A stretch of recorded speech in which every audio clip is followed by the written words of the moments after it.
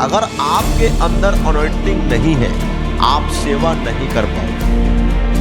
बिना अभिषेक का सेवक केवल सफर करता है। जिसके अंदर अनॉइंटिंग नहीं है, परमेश्वर का अभिषेक नहीं है, उसके लिए सेवा चैलेंज है।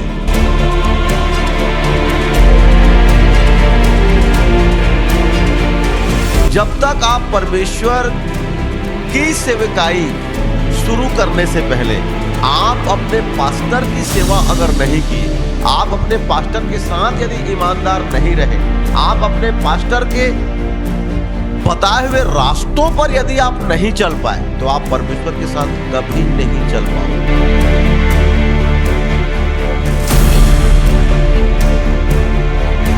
वचन का जो एनर्जी है, आप उसको प्रभु की सेवा में लगाते हो, अपने स्पिरिचुअल लाइफ में यूज करते हो, अपने पारिवारिक लाइफ में यूज करते हो, आत्माओं को बचाने में यूज करते हो, अपने अनॉइंटिंग, अपने अभिषेक को बढ़ाने में आप यूज करते हो। तो जितना जरूरी आपका भोजन है, उससे कहीं ज्यादा जरूरी आपका आत्मिक भोजन है।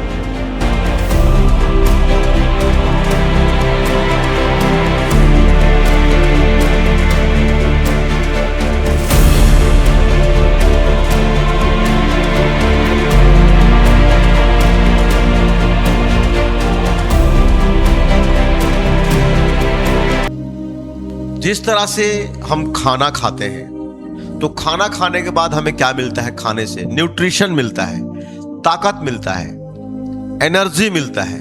उसको हम अपने शारीरिक परिश्रम में, जो हम शारीरिक काम करते हैं, अगर मजदूर को आप देखेंगे तो मजदूर फावड़ा उठा के, गैती, रांपा उठा के, हल उठा के वो मेहनत वाला काम करते हैं। अगर आप थोड़ा कम मेहनत वालों को भी अगर देखें, तो वो भी कहीं ना कहीं शारीरिक रूप से परिश्रम करते ही हैं, और उन सबको भोजन की आवश्यकता है, ताकि उनको भोजन से ताकत मिले, एनर्जी मिले, न्यूट्रिशन मिले, जो उनके हेल्थ को अच्छा रखे, बैलेंस रखे और काम करने के लिए एनर्जी दे।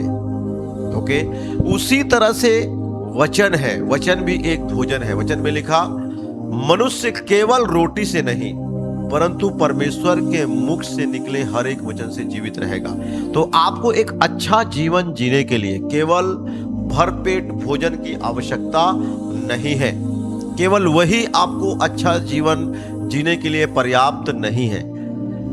बाइबल कहती है मनुष्य केवल रोटी से नहीं, रोटी की आवश्यकता तो है लेकिन केवल रोटी नहीं, परंतु परमेश्वर के मुख से निकले हर एक वचन से जीवित रहेगा, निरोग रहेगा, चंगा रहेगा, शैतान के उद्देश्य से बचा रहेगा, शैतान की प्लानिंग से बचा रहेगा। क्योंकि जब आप वचन सुनते हैं तो वचन से भी आपको न्यूट्रिशन मिलता है। वचन किससे खाते हैं? वचन कान से खाते हैं, रोटी मुंह से खाते हैं। रोटी मुंह से लीवर में, पेट में जाता है, वचन कान से हृदय में जाता है। हालेलुया। वचन में लिखा, वो अपने आज्ञाओं को हृदय रूपी पट्टियों में लिखेगा। तो जब आप वचन सुनते हैं, आपके हृदय में वो वचन जाता है, उससे न्यूट्रिशन मिलता है। उसका न्यूट्रिशन है अनॉइंटिंग, उसका एनर्जी है अनॉइंटिंग, उसका ताकत है अनॉइंटिंग। खाने का ताकत, एनर्जी है जिसको आप शारीरिक परिश्रम में लगाते हो, लेकिन वचन का जो एनर्जी है, आप उसको प्रभु की सेवा में लगाते हो, अपने स्पिरिचुअल लाइफ में यूज करते हो, अपने पारिवारिक लाइफ में यूज करते हो, आत्माओं को बचाने में यूज करते हो, अपने अनॉइंटिंग, अपने अभिषेक को बढ़ाने में आप यूज करते हो। तो जितना जरूरी आपका भोजन है, उससे कहीं ज्यादा जरूरी आपका आत्मिक भोजन है। वचन आप नहीं पढ़ोगे, आत्मा सूख जाती है। वचन का भोजन है, आत्मा का भोजन है वचन, परमेश्वर का वचन। आपका स्पिरिट ड्राई हो जाएगा, सूखा हो जाएगा। जैसे जिनको खाने पीने के लिए नहीं मिलता, वो कुपोषित हो जाते हैं, कुपोषण का शिकार हो जाते हैं। वो आप उनको देखो तो उनका हाथ पैर एकदम पतला पतला हो जाएगा, वजन एकदम कम हो जाएगा, बीमार जैसे रहने लगेंगे। वो जो व्यक्ति वचन नहीं पढ़ता, स्पिरिट में उसका हाल उसी तरह से कुपोषित व्यक्ति की तरह हो जाता है। वो आत्मा में उसका वजन हल्का हो जाएगा, आत्मा में वो कमजोर हो जाएगा, आत्मा में वो बीमार हो जाएगा।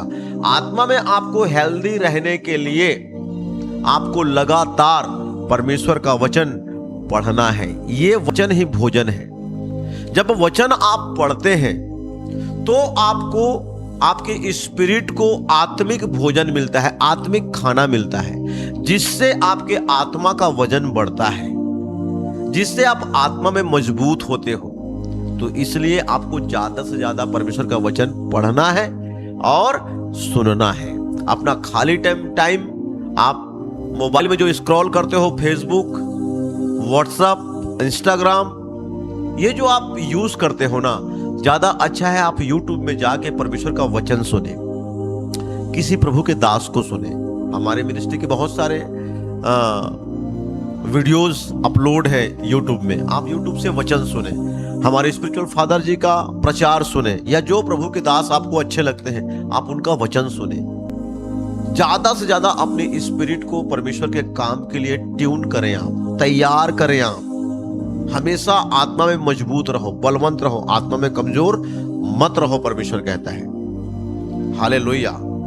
अगर मैं आपको बता दूं, अगर वचन का नॉलेज नहीं होता तो जो बाइबिल का एक मेजर प्रोफेट है, बहुत बड़ा भविष्यद्वक्ता, और मैं तो कहता हूं कि बहुत ही खतरनाक भविष्यद्वक्ता, जिसको परमेश्वर ने जिंदा उठा लिया, स्वर्ग जिंदा ले गया परमेश्वर, उसको मरने नहीं दिया परमेश्वर। आप देखें तो मूसा इतना हम्बल था, इजरायलियों को निकाला मूसा ने मिस्र के गुलामी से, लेकिन परमेश्वर ने कहा अब तू अपना प्राण छोड़ दे, और उसने अपना प्राण उस पहाड़ में जाके छोड़ दिया, और परमेश्वर ने स्वयं मूसा को मिट्टी दिया।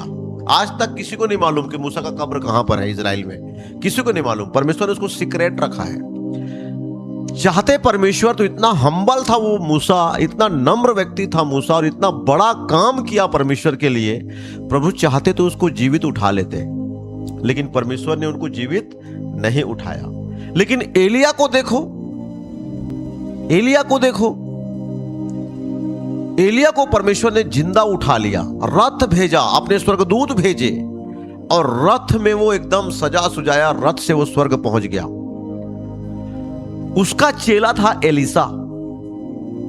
अगर आप ध्यान से बाइबल पढ़ें तो एलिया के लगभग 150 चेले थे, जो प्रोफेटिक स्कूल में एलिया के चेले थे, डिसाइपल थे। एलिया ने अलग अलग जगह में उनको रखा था, और उनको प्रभु की सेवा करना एलिया उनको सिखाता था। उसमें से एक आखिरी चेला हुआ एलीसा, और एलीसा को ही एलिया का डबल मसा मिला। बाकी 150 चेलों को एलिया का डबल मसा नहीं मिला।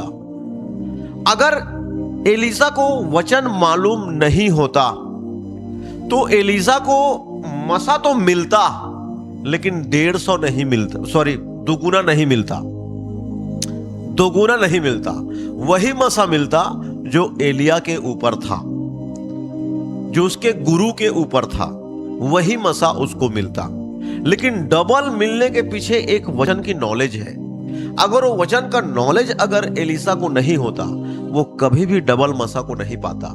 मालूम है, अनॉइंटिंग पाने के लिए, छुटकारा पाने के लिए, चंगाई आपको पाने के लिए, संपन्नता आपको पाने के लिए, ब्लेसिंग्स आपको पाने के लिए परमेश्वर के वचन की नॉलेज होनी आपको जरूरी है। यदि आपके अंदर परमेश्वर के वचन का नॉलेज नहीं है, ब्लेसिंग तो परमेश्वर ने दे दिया, आप कभी उसको कैरी नहीं कर पाओगे, ले नहीं पाओगे। परमेश्वर ने अनॉइंटिंग आपको दे दी, लेकिन आप उस अनॉइंटिंग को संभाल नहीं पाओगे, यूज नहीं कर पाओगे। परमेश्वर ने आपको चंगाई दे दी, लेकिन कभी आपके शरीर में चंगाई आपको दिखेगा नहीं। परमेश्वर ने शांति आपको दे दी, लेकिन वो शांति कभी आपके घर में दिखेगी नहीं। मेरी बात को ध्यान से सुने आप। ये कितना इंपॉर्टेंट है वचन का नॉलेज, वचन का ज्ञान कितना इंपॉर्टेंट है। चाहे वो मसा लेने के लिए हो, चाहे वो चंगाई लेने के लिए हो, चाहे कर्ज से छुटकारा लेने के लिए हो, चाहे घर में शांति लेने के लिए हो, चाहे आपके लाइफ में आपको सफल होने के लिए हो। एनीवे, कुछ भी आपको चाहिए तो उसके लिए आपको वचन का नॉलेज होना जरूरी है। अगर वचन का नॉलेज आपको नहीं है, वो आपके लिए परमेश्वर ने जो रखा है ना, वो भी आप कभी ले नहीं पाओगे, वो भी आप कभी ले नहीं पाओगे। पहला राजा अध्याय 19 और वचन 19 से 21। तब वह वहां से चल दिया और शापात का पुत्र एलीशा उसे मिला, जो 12 जोड़ी बैल अपने आगे किए हुए स्वयं 12वीं के साथ होकर हल जोत रहा था। उसके पास आकर एलिया ने अपनी चादर उस पर डाल दी। तब वह बैलों को छोड़कर एलिया के पीछे दौड़ा और कहने लगा, मुझे अपने माता पिता को चूमने दे, तब मैं तेरे पीछे हो लूंगा। उसने कहा, लौट जा, मैंने तुझसे क्या किया है? तब वह उसके पीछे से लौट गया और एक जोड़ी बैल लेकर बलि किए और बैलों का सामान जलाकर उनका मांस पका के अपने लोगों को दे दिया और उन्होंने खाया। तब वह कमर बांधकर एलिया के पीछे चला और उसकी सेवा टहल करने लगा। ध्यान से सुने, यहाँ पे जब परमेश्वर ने एलिया से कहा कि जा अपने जगह पर भविष्यद्वक्ता होने के लिए एलीशा का अभिषेक कर, तो एलिया जब एलीशा के पास आया तो एलीशा के ऊपर एलिया ने अपना चादर डाल दिया।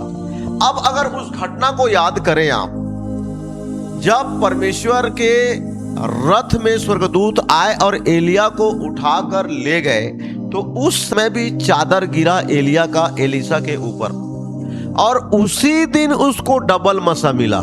आज भी चादर डाला गया, लेकिन आज उसको डबल मसा नहीं मिला। मसा तो मिला लेकिन डबल नहीं मिला। अगर आपके अंदर अनॉइंटिंग नहीं है, आप सेवा नहीं कर पाओगे। बिना अभिषेक का सेवक केवल सफर करता है। जिसके अंदर अनॉइंटिंग नहीं है, परमेश्वर का अभिषेक नहीं है, उसके लिए सेवा चैलेंज है, उसके लिए सेवा एक चुनौती है। वो फिर केवल मूसा, अब्राहम, इसहाक, याकूब, एलिया, एलीशा, यिर्मयाह, शमूएल, जीसस क्राइस्ट, पतरस, यूहन्ना, याकूब, इनकी वो केवल कहानी सुनाएगा। वो कभी भी उसकी कहानी में सामर्थ्य का प्रमाण नहीं होगा।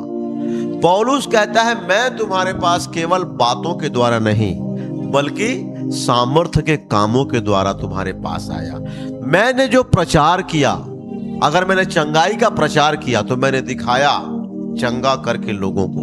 यदि मैंने तुम्हें मर के जी उठने का प्रचार किया तो मैंने दिखाया कि मैंने मुर्दों को जिंदा किया। यदि मैंने उद्धार का प्रचार तुम्हारे सामने किया तो मैंने तुम्हें दिखाया कि लोग कैसे में उद्धार पाएंगे। जो कुछ पौलुस, पतरस प्रचार करते थे, उन कामों को करके वो दिखाते थे। और बाइबिल कहती है, ध्यान से आप नया नियम पढ़ें तो परमेश्वर कामों के द्वारा चिन्ह और चमत्कार करके गवाही देता था कि वो अपने चेलों के साथ है। परमेश्वर स्वयं गवाही देता था उन चिन्ह चमत्कारों को करके।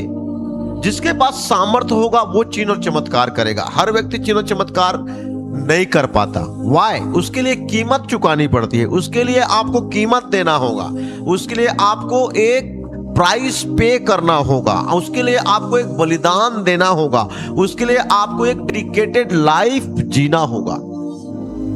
तब जाके आप चिन्ह चमत्कार करने की सामर्थ्य आपको मिलती है। जब पहली बार चद्दर एलिया के ऊपर डाला गया, एलिया सेवा करने को तैयार हुआ और उसने प्रभु के दास के साथ चलना स्वीकार किया और सेवा किया। अब उसके बाद हुआ क्या? ध्यान से आप सुनेंगे। अब उसके बाद हुआ क्या? वो लगातार प्रभु के दास की सेवा करता था। बाइबिल कहती है उसके हाथ और पैरों को धुलवाया करता था, एलिया का बिस्तर लगाता था, एलिया का खाना बनाता था, एलिया का जूठा थाली धोता था, एलिया जब खाना खा लेता था तो उसके हाथ को धुलवाता था, एलिया जब सेवा करके वापस आ जाता तो उसके हाथ और पैरों को धुलवा के बिस्तर लगा के उसको आराम करने के लिए उसको सपोर्ट करता था। जिस दिन एलीशा का अभिषेक हुआ परमेश्वर की सेवा के लिए, उस दिन सबसे पहले उसने परमेश्वर की दास की सेवा की। डायरेक्ट उसने परमेश्वर की सेवकाई नहीं की। एक्चुअल में परमेश्वर का सेवा करने का फार्मूला भी यही है फार्मूला। यदि आप परमेश्वर की सेवा करना चाहते हैं, आप एक पास्टर, एक इवेंजलिस्ट, एक प्रोफेट, एक अपोस्टल, यदि आपकी कॉलिंग है तो परमेश्वर आपको सबसे पहले प्रभु की दास की सेवा करवाएगा। यदि आप ध्यान से बाइबिल पढ़ो तो दाऊद का अभिषेक हुआ राजा होने के लिए, पहला अभिषेक। लेकिन जैसे ही शमूएल ने उसका अभिषेक किया तो परमेश्वर ने राजा साउल का हथियार ढोने वाला उसको बनाया। डायरेक्ट राजा परमेश्वर ने दाऊद को नहीं बनाया। वो सालों तक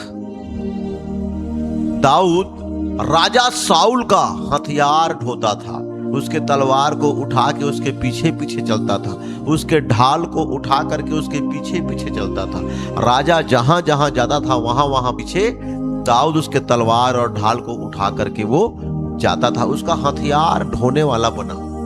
ध्यान से सुनिए, जैसे ही एलीजा का अभिषेक हुआ सेवा के लिए तो उसने अपनी सेवकाई को परमेश्वर के दास की सेवा से शुरुआत की, ना कि डायरेक्ट। जो व्यक्ति परमेश्वर के दास का सेवा नहीं किया, उसका बर्दाश्त नहीं किया, उसका सहन नहीं किया, वो व्यक्ति परमेश्वर का कभी सहन नहीं कर पाएगा। जब परमेश्वर उसको ताड़ना देगा, जब परमेश्वर उसको परीक्षा में डालेगा, जब परमेश्वर उसको टेस्ट करेगा, जब परमेश्वर उसको राइट वे पे लेके जाना चाहेगा, जब परमेश्वर उसको दुनिया से अलग करेगा, तो कभी उन चीजों को वो व्यक्ति बर्दाश्त नहीं कर पाएगा जिसने प्रभु के दास को बर्दाश्त नहीं किया। जो व्यक्ति प्रभु के दास की सेवकाई नहीं कर पाया ईमानदारी से, वो व्यक्ति कभी भी परमेश्वर की सेवकाई ईमानदारी से नहीं कर पाएगा। आज हम देख रहे हैं अपोस्टल पापा जी को। आज पूरी दुनिया उनके प्रचार को सुनती है, पूरा वर्ल्ड उनको जानता है, पूरा वर्ल्ड।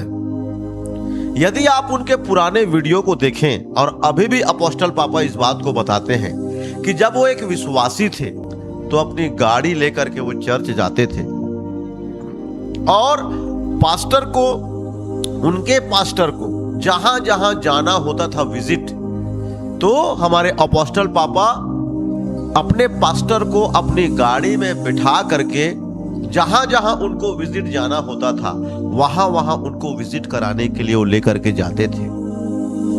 यदि उनके पास्टर को कभी गांव जाना है, कभी शहर जाना है, कभी किसी पारिवारिक काम से जाना है, तो अपोस्टल पापा उनको अपनी गाड़ी में ही ले जा करके उनके पारिवारिक काम को करवाते थे। मतलब उन्होंने अपने पास्टर की बहुत सेवा की है, इसीलिए आज परमेश्वर ने उनको इतनी बड़ी मिनिस्ट्री से ब्लेस किया है। वो अपने पास्टर के साथ बहुत ईमानदार थे, बहुत ईमानदार, और आज भी उनका पास्टर जिंदा है। आज भी वो अपने पास्टर के साथ ईमानदार है। आज भी उनका पास्टर उनके घर में विजिट में आता है। आज भी हमारे स्पिरिचुअल फादर बताते हैं, आज भी अपने पास्टर का पैर दूध से धोते हैं और बहुत मान सम्मान देते हैं, उनको बहुत इज्जत देते हैं। समझ रहे हैं आप? तो आप चाहे कोई भी हो, जब तक आप परमेश्वर की सेवकाई शुरू करने से पहले आप अपने पास्टर की सेवा अगर नहीं किए, आप अपने पास्टर के साथ यदि ईमानदार नहीं रहे, आप अपने पास्टर के बताए हुए रास्तों पर यदि आप नहीं चल पाए, तो आप परमेश्वर के साथ कभी नहीं चल पाओगे। आप परमेश्वर के सेवकाई को कभी नहीं कर पाओगे। जो व्यक्ति अपने पास्टर के साथ ईमानदार नहीं है, वो व्यक्ति कभी भी प्रभु के साथ ईमानदार नहीं हो सकता।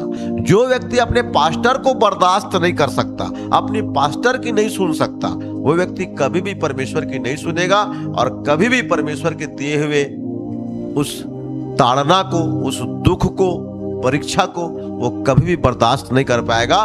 जो व्यक्ति अपने पास्टर को बर्दाश्त नहीं कर पाएगा। समझ रहे हैं? ये एलीशा का अभिषेक हुआ इजराइल का नबी होने के लिए, भविष्यद्वक्ता होने के लिए। आप पढ़ो मेरे साथ, पहला राजा 19 अध्याय वचन 15 और 16 और 17। यहोवा ने उससे कहा, लौटकर दमिश्क के जंगल को जा और वहां पहुंचकर आराम का राजा होने के लिए हजाएल का और इजराइल का राजा होने को निमिशी के पोते येहू का और अपने स्थान पर नबी होने के लिए आबेल महोला के सापात के पुत्र एलीशा का अभिषेक कर। क्या लिखा यहां पे? अपने स्थान पर नबी होने के लिए। किसके स्थान पर? एलिया के स्थान पर। एलिया के स्थान पर नबी होने के लिए परमेश्वर ने एलीशा को चुना। लेकिन परमेश्वर की सेवा से पहले बाइबल कहती है उसने अपने गुरु की सेवा की। परमेश्वर ने एलिया का सेवा करवाया। क्या लिखा वचन में? तब वह कमर बांधकर एलिया के पीछे चला और उसकी सेवा टहल करने लगा। उसकी सेवा टहल करने लगा। उसके हाथ और पैरों को धुलवाता था, उसके लिए खाना बनाता था, उसके लिए बिस्तर लगाता था, उसके बिस्तर को समेटता था। उसने अपने गुरु की सेवा शुरू की। मैं आपको बताया हूं कि जब मैं एक विश्वासी था तो मेरे पास्टर मैं अपने पास्टर को हमेशा बोल के रखा था कि मेरे लायक यदि कोई भी बात होगी तो आप मुझे बताना, मैं आपके काम को करूंगा। जब तक आप कटघोरा में हैं तो जब भी आपको किसी प्रकार की जरूरत होगी तो सबसे पहले आप मेरे को बताना। जब मेरे से वो काम नहीं हो पाएगा तो आप किसी और को बताना। तो जिस दिन पास्टर साहब बाहर जाते थे, उनकी वाइफ घर पे होती थी, तो पास्टर साहब मेरे को बता के जाते थे कि मेरी वाइफ घर पे है, वो कॉल करेगी, कोई काम होगा तो आप फोन उठा के उनको सपोर्ट करना।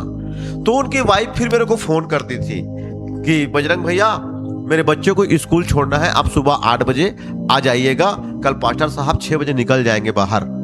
तो मैं सुबेरे 8 बजे उनके घर से बच्चे को उठाता, स्कूल छोड़ता, दोपहर 1 बजे फिर उनके बच्चों को स्कूल से उठाता और उनके घर छोड़ता था। उनके घर का राशन पहुंचाना, उनके घर का सामान पहुंचाना, सब कुछ मैं करता था।